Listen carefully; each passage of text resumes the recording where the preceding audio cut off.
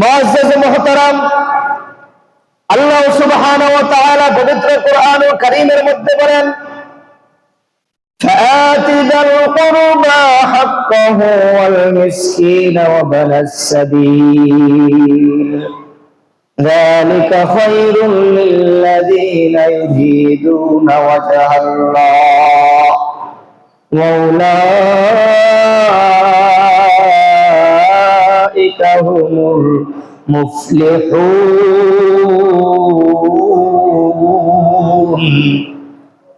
আল্লাহ সুবহানাহু ওয়া তাআলা বলেন, ও দুনিয়ার মানুষ শুনো, ফাআতিল কুরবা হাক্কুহু ওয়াল মিসকিন ওয়া ইবনাস সাবিল, তোমার নিকটবর্তী, তোমার আশেপাশে কত মানুষ আছে যারা নাকি মিসকিন, যারা নাকি টাকা পয়সা নাই, যারা নাকি ধন দৌলত নাই, অভাবের মধ্যে দিন কাটাইতেছেন। আল্লাহ তাআলা তার বান্দা ধনী বান্দাদেরকে বলতেছেন, তোমরা কি দেখো না যে বান্দারা অভাবের মধ্যে রয়েছে এবং মিসকিন অবস্থায় একবেলা খানা আমরা আরেক বেলা খানা পাই না, এবং এমন মুসাফির অন্য জায়গা থেকে তোমাদের এলাকার মধ্যে মুসাফির হিসাবে আসছে, কিন্তু এখানে এসেছে বিপদের মধ্যে পড়ে গেছেন। আল্লাহ তাআলা বলেন, ফাআতিল কুরবা হাক্কুহু ওয়াল মিসকিন ওয়া ইবনাস সাবিল যালিকা খায়রুল লিল্লাযীনা ইউরিদুনা ওয়াজহাল্লাহ। তোমরা যদি আল্লাহ তাআলার সন্তুষ্টি কামনা করতে চাও, আল্লাহ তাআলা থেকে উত্তম জাযা পাইতে চাও, তাহলে তোমার প্রতিবেশীর দিকে তুমি খেয়াল রাখো।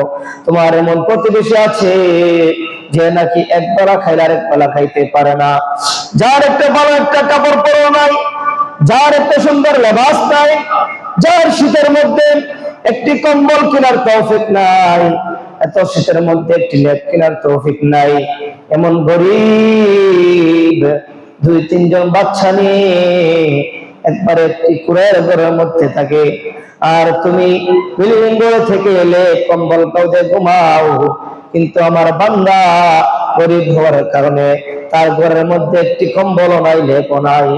আল্লাহ তাআলা ওই ধনী ব্যক্তিদেরকে বলতেছেন, তোমরা যদি আল্লাহর নৈকট্য পাইতে চাও, আল্লাহ তাআলার মহব্বত ভালোবাসা পাইতে চাও, তাহলে ও মানুষ শুনো, আল্লাহ তাআলার নৈকট্য পাওয়ার জন্য তুমি তোমার প্রতিবেশীকে বেশি বেশি করে মহব্বত করো, এবং তাদের যে সময় যেটা প্রয়োজন সেই খোঁজ খবর তোমরা রাখো, তাহলে আল্লাহ তাআলার মহব্বত পাইতে পারবা, আল্লাহ তাআলার নৈকট্য লাভ করতে পারবা।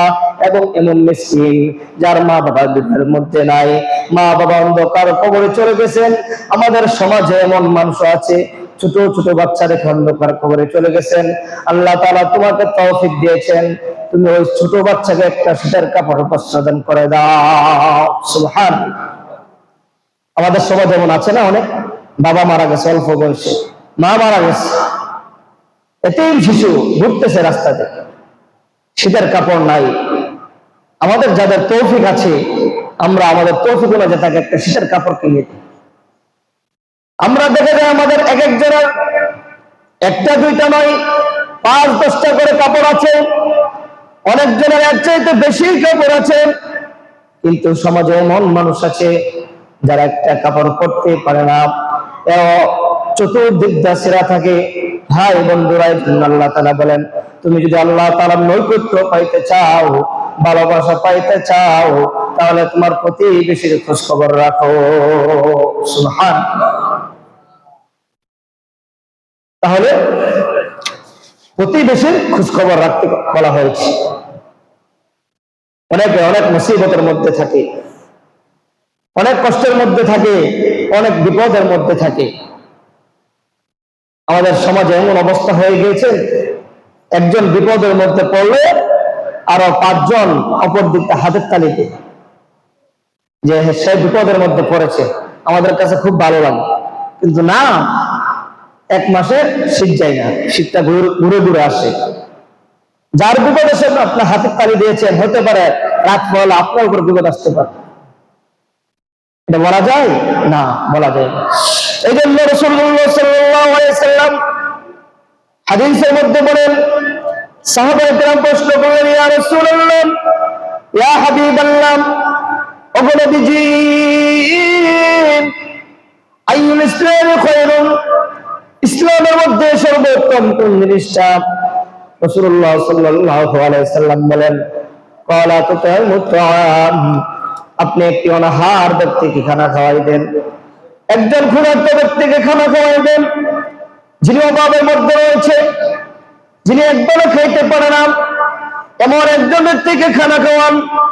ইসলামের মধ্যে সবচেয়ে উত্তম কাজ হলো ক্বালা তুতাইমুত তাআম, একজন ক্ষুধার্ত ব্যক্তিকে আপনি পেট ভরে খানা খাওয়াই দিলেন, ওই ব্যক্তি আল্লাহ তাআলার কাছে নিজের অন্তর থেকে আপনার জন্য আল্লাহ তাআলার কাছে দোয়া করবেন।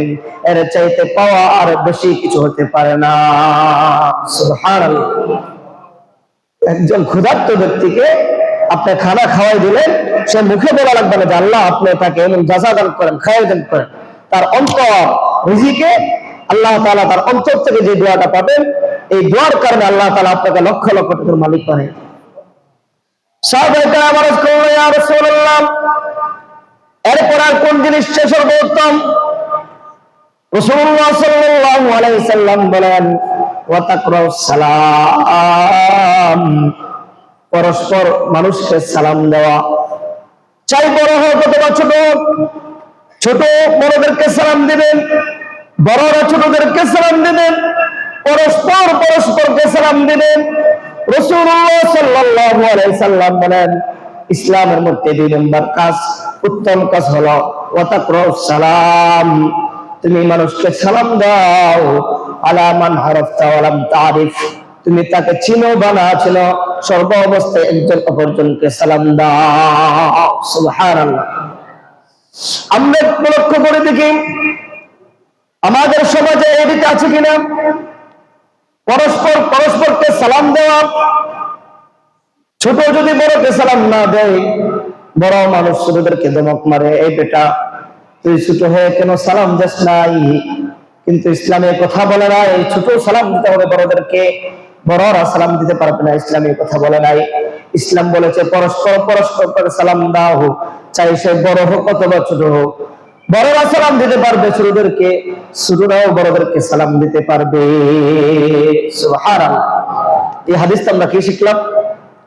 ইসলাম এই কথা বলে নাই যে ছোটরা আগে সালাম দিতে হবে, বড়রা পরে সালাম দিতে হবে। ইসলাম বলেছে পরস্পর পরস্পরকে সালাম দাও, চাই সেটা বড় হোক অথবা ছোট হোক। এই জন্য আমরা এই গ্রামের মধ্যে ইনশাআল্লাহ এই সালামের অভ্যাসটা চালু করব, যে পরস্পর পরস্পরকে যেন সালাম দেওয়া হয়, চাই সে বড় হোক চাই সে ছোট হোক। এবং বড়দেরকে সম্মান করা, যারা ছোট আছে ওনারা বড়দেরকে সম্মান করবে, যারা বড় আছে ওনারা ছোটদেরকে স্নেহ করবে, ভালোবাসবে।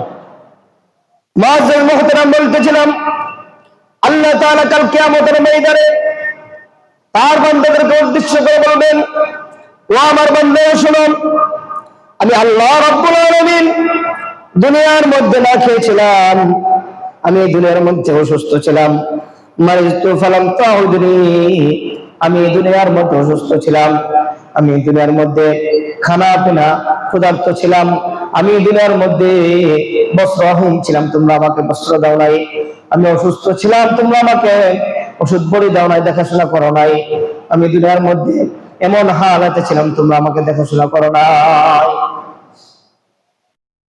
সকল মানুষ অবাক হয়ে যাবেন, ইয়া রাব্বুল আলামিন, আপনি আবার কিভাবে অসুস্থ ছিলেন? আপনি আবার কিভাবে বস্ত্রহীন ছিলেন? আপনি আবার কিভাবে ক্ষুধার্ত ছিলেন? আপনি তো রহমানুর রহিম, আপনি তো রব্বুল আলামিন, সারা জাহানের প্রতিপালক, আপনি আমাদের সৃষ্টিকর্তা, আসমানের সৃষ্টিকর্তা, জমিনের সৃষ্টিকর্তা, আপনি তো গোটা বিশ্বের সৃষ্টিকর্তা।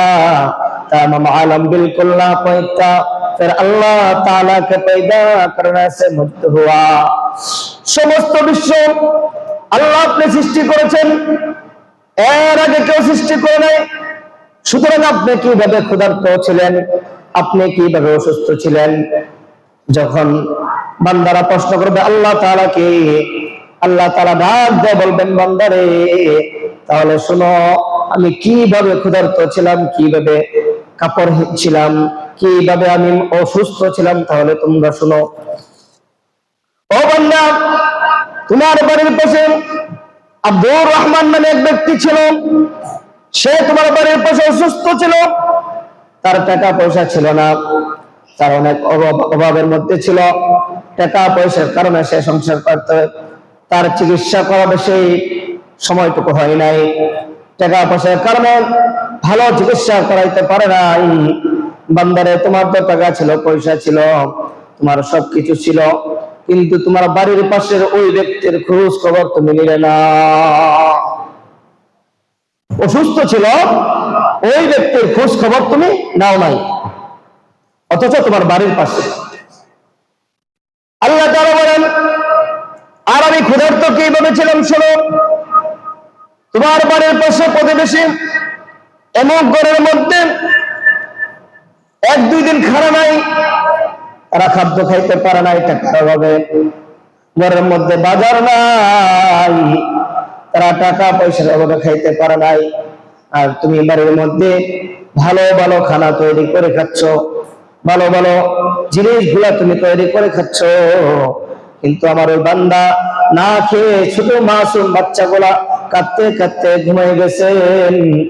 কিন্তু বান্দারে, তুমি একটু ফিরে তাকাও নাই আমার ওই বান্দার দিকে, ওই ছোট ছোট মাসুম বাচ্চাগুলার দিকে। ও বান্দা, তুমি যদি আজ ওই বাচ্চাকে খাওয়াইতে, ওই পরিবারের দিকে একটু নজর দিতে বান্দারে, তাহলে আমি আল্লাহকে খানা খাওয়ানো হয়ে যেত।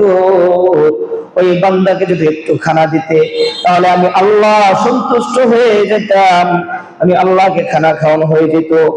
আল্লাহ তাআলা আবার ডাকতে বলবেন, বান্দারে শোনো, আমি কিভাবে বস্ত্রহীন ছিলাম, এত বড় শীতের মধ্যে ওই ছোট মাসুম বাচ্চারা তোমার বাড়ির পাশে শীতের কাপড় কেনার মতো টাকা নেই, শীতের কম্বল কেনার মতো টাকা নেই, কিন্তু তোমার বাড়ির মধ্যে তুমি দামি দামি কম্বল, দামি দামি লেপ ব্যবহার করেছো, কিন্তু অপর ব্যক্তি তোমার প্রতিবেশী একটি খাতাও নাই যে খাতাটাও দিবে।